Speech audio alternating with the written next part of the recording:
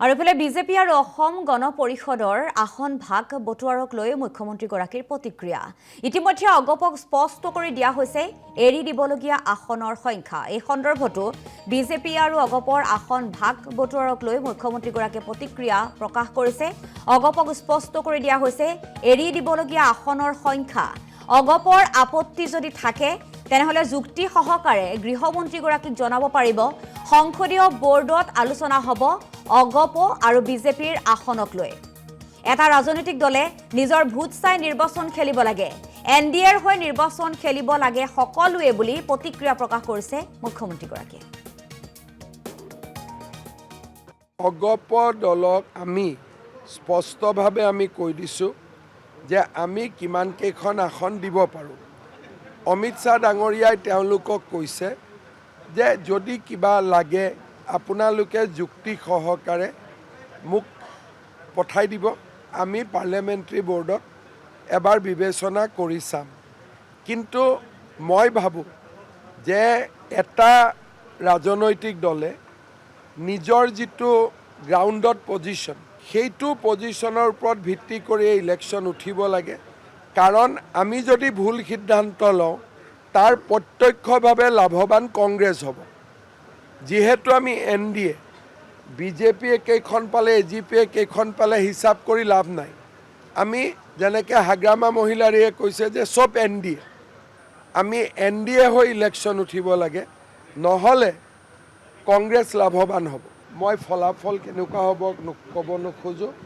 103টা ছিটত আমি ভাল কৰি প্ৰতিদ্বন্দ্বিতা কৰিম কি কেনেকুৱা হ'ব কি হ'ব যেতিয়া ৰাইজৰ মাজত যাম তেতিয়াহে গম পোৱা যাব আজিলৈকেতো চৰকাৰী কামেই হ'ল গতিকে কালিৰ পিছত আমি গম পাম আৰু ইফালে বিজেপি আৰু অসম গণ পৰিষদৰ আসন ভাগ বটোৱাৰক লৈ মুখ্যমন্ত্ৰীগৰাকীৰ প্ৰতিক্ৰিয়া ইতিমধ্যে অগপক স্পষ্ট কৰি দিয়া হৈছে এৰি দিবলগীয়া আসনৰ সংখ্যা এই সন্দৰ্ভতো বিজেপি আৰু অগপৰ আসন ভাগ বটোৱাৰক লৈ মুখ্যমন্ত্ৰীগৰাকীয়ে প্ৰতিক্ৰিয়া প্ৰকাশ কৰিছে অগপক স্পষ্ট কৰি দিয়া হৈছে এৰি দিবলগীয়া আসনৰ সংখ্যা অগপৰ আপত্তি যদি থাকে তেনেহলে যুক্তি সহকাৰে গৃহমন্ত্ৰীগৰাকীক জনাব পাৰিব সংসদীয় বোৰ্ডত আলোচনা হ'ব অগপ আৰু বিজেপিৰ আসনক লৈ এটা ৰাজনৈতিক দলে নিজৰ ভোট চাই নিৰ্বাচন খেলিব লাগে এনডিএৰ হৈ নিৰ্বাচন খেলিব লাগে সকলোৱে বুলি প্ৰতিক্ৰিয়া প্ৰকাশ কৰিছে মুখ্যমন্ত্ৰীগৰাকীয়ে অগপ দলক আমি স্পষ্টভাৱে আমি কৈ দিছোঁ যে আমি কিমান কেইখন আসন দিব পাৰোঁ অমিত শ্বাহ ডাঙৰীয়াই তেওঁলোকক কৈছে যে যদি কিবা লাগে আপোনালোকে যুক্তি সহকাৰে মোক পঠাই দিব আমি পাৰ্লিয়ামেণ্টাৰী বোৰ্ডত এবাৰ বিবেচনা কৰি চাম কিন্তু মই ভাবোঁ